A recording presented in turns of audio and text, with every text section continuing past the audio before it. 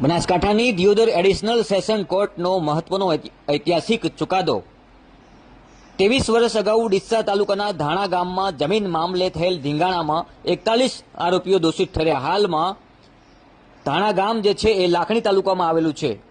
23 વર્ષ અગાઉ જમીન મામલે બે જૂથ વચ્ચે મારામારી થતા બે વ્યક્તિના મોત નીપજ્યા હતા।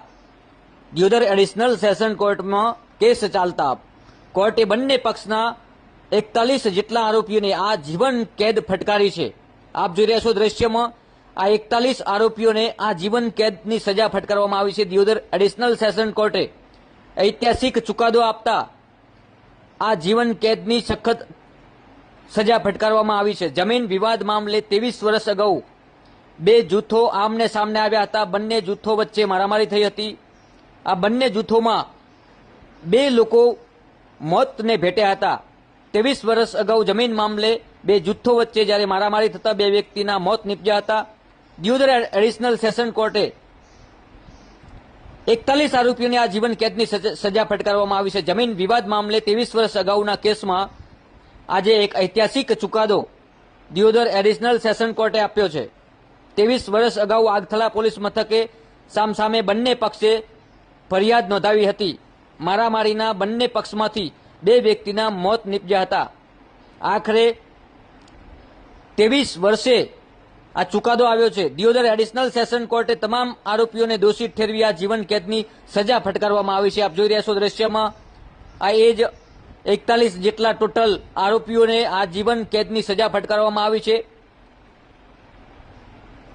કેટલીક ચર્ચા વિચારણાઓ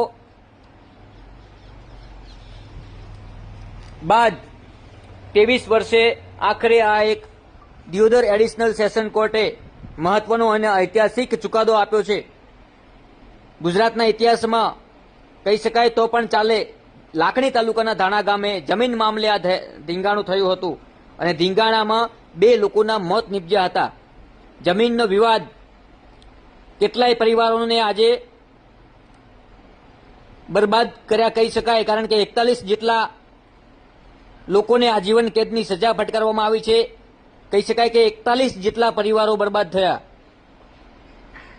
કોઈ પણ ગુનાહિત પ્રવૃત્તિ પહેલા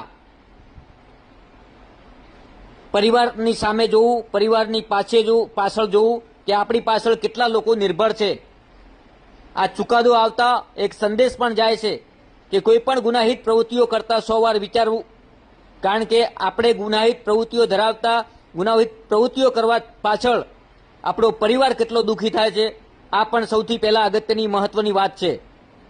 આ ચુકાદો એક સંદેશ પણ આપે છે કે આપણી પાછળ ઉભેલો આપણો પરિવાર કેટલો દુઃખી થાય છે જ્યારે આવી કોઈ સજા ફટકારવામાં આવતી હોય છે।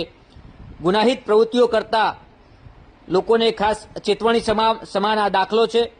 દિયોદર સેશન કોર્ટનો દિયોદર એડિશનલ સેશન કોર્ટમાં આ કેસ 23 વર્ષે એનું રિઝલ્ટ આવ્યું છે અને 23 વર્ષ બાદ 41 જેટલા આરોપીઓને જ્યારે એક ઐતિહાસિક ચુકાદો આપીને 41 આરોપીઓને આજીવન કેદની સજા ફટકારી હોય તો આ એક દાખલો છે।